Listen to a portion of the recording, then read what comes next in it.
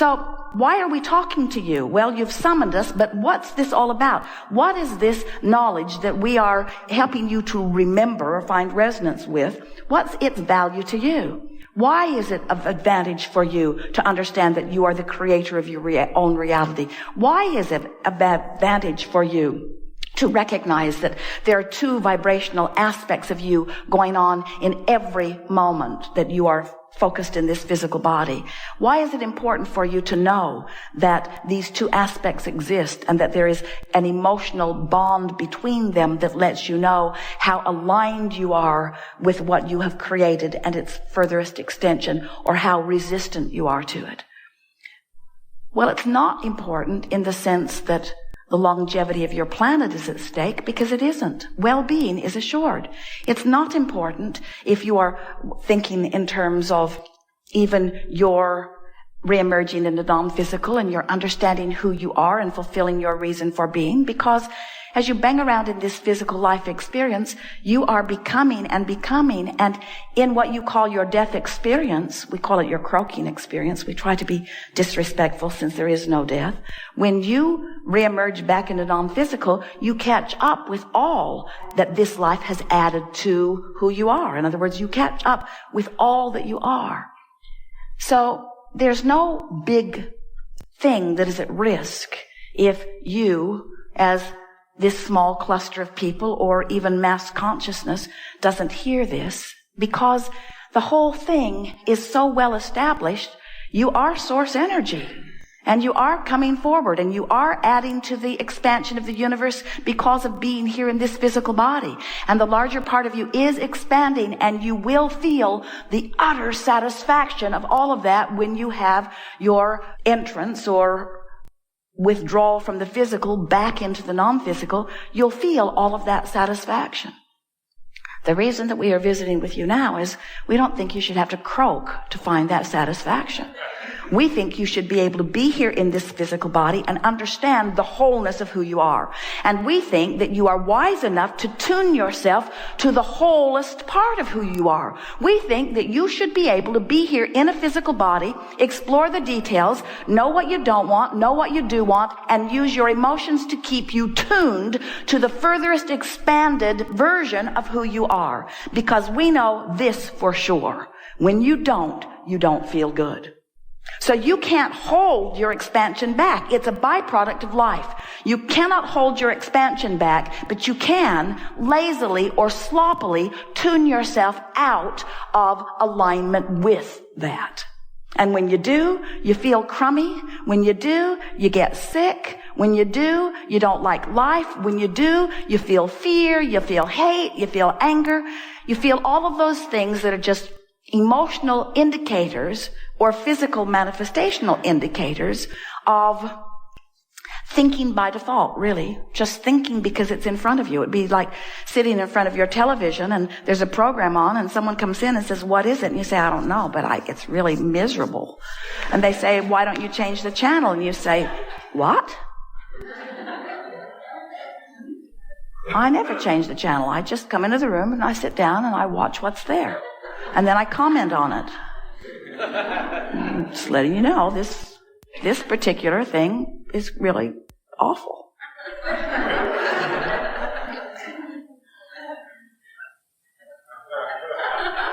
We're not kidding. That's mostly what you do.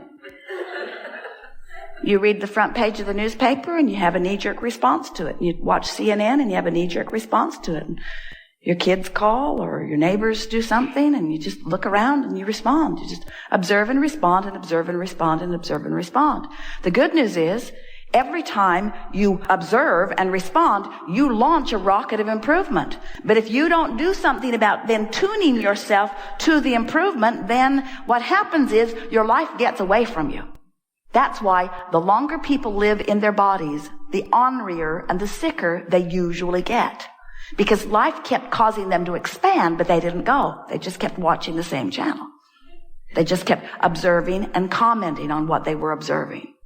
So this Art of Allowing workshop, this is about The art of allowing what? The art of allowing me in my physical human body, with my physical mind, with my physical ability to focus, is about me using my ability to focus myself into alignment with the furthest that I have become.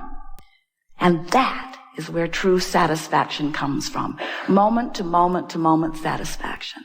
Nothing is more delicious than to explore life and know what you don't want and know what you do want, and then recognize that you've expanded. You can tell because you feel uneasy. You've expanded to a new place, but you've got chronic habits of thought that aren't letting you go there.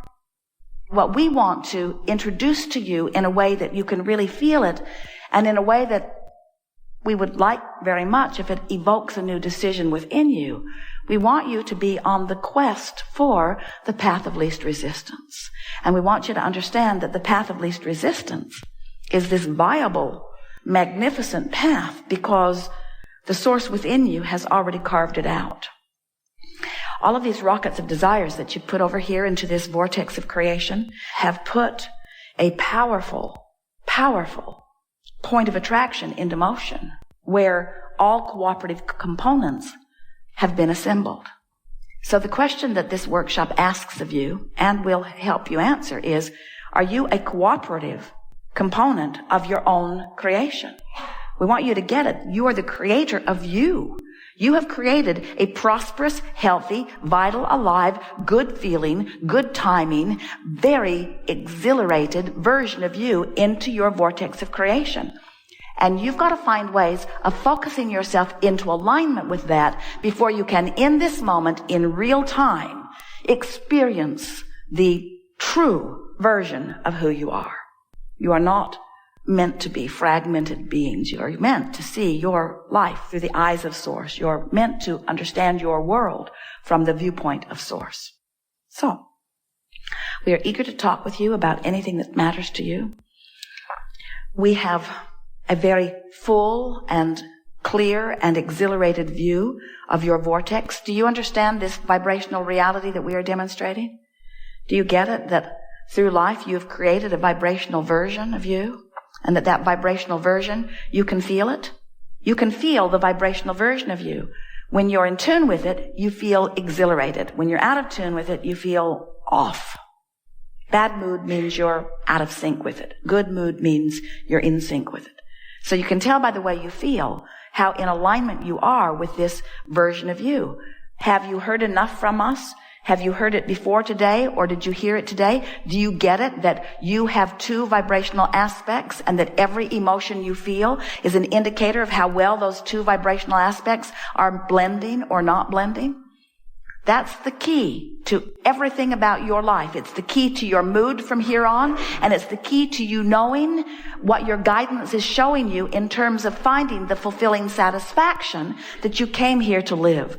So, we want you to understand that we have the glorious experience of getting to witness, as you sit in the room or as you sit in the chair, both vibrational aspects of you and the relationship they have to one another.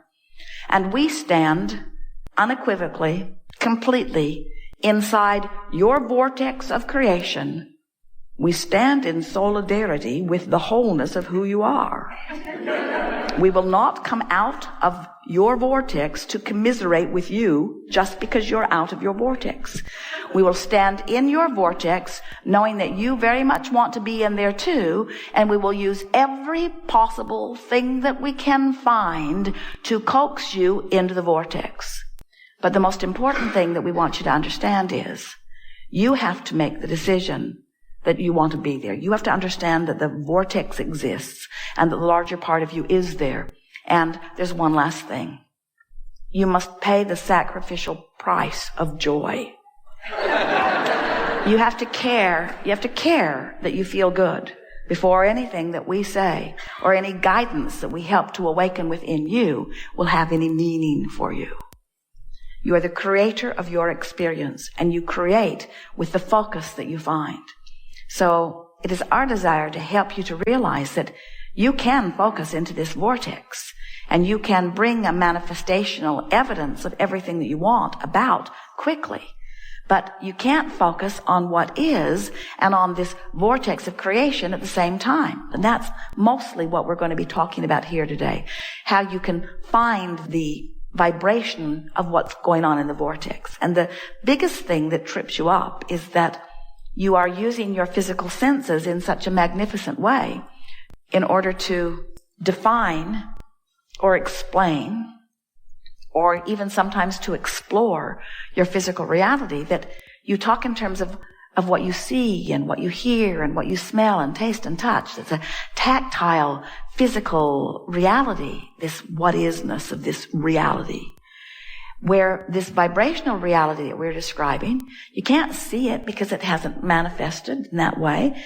You can't hear it, you can't smell it or taste it or touch it, but you can know it by the feeling of it. In other words, if we can get you addicted to the feeling of well-being, then you can feel your way into the vortex. And once you feel your way in, and you establish a chronic pattern of thought that allows you to linger there, then full view, full manifestation comes next.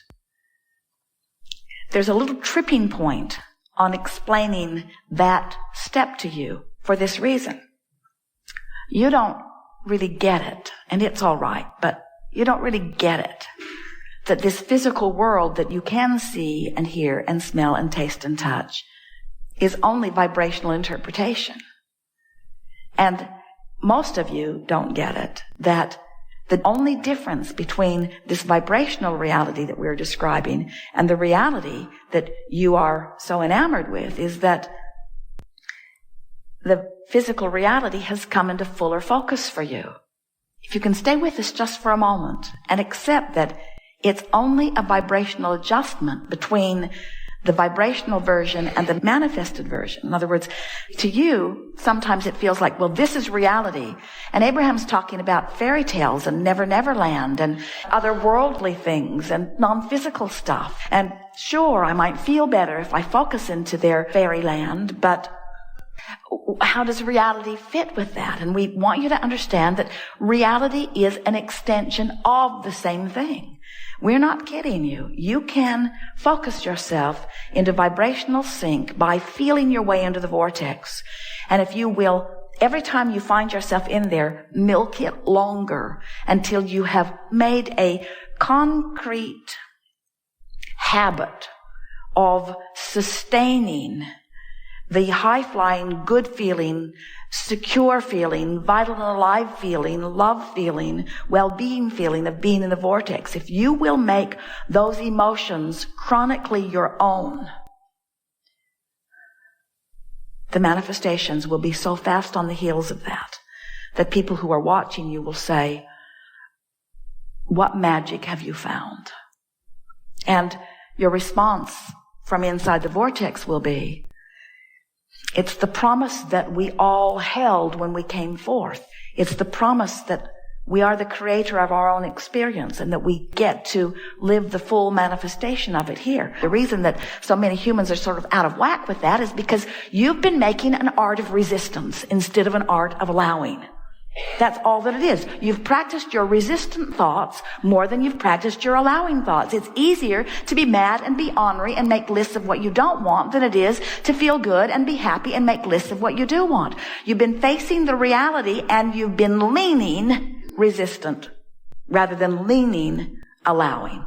And that's why we're here, to remind you of who you really are and how it all works. So, can't get it wrong. You never get it done. You will never disappoint us. We stand in the vortex where who you have really become is, and we revel in the expansion that is you, and we love nothing more than when you catch up with you, but you have no assignment to catch up with you. It's your own choice to live joyously or not. You won't make anybody mad who's in the vortex.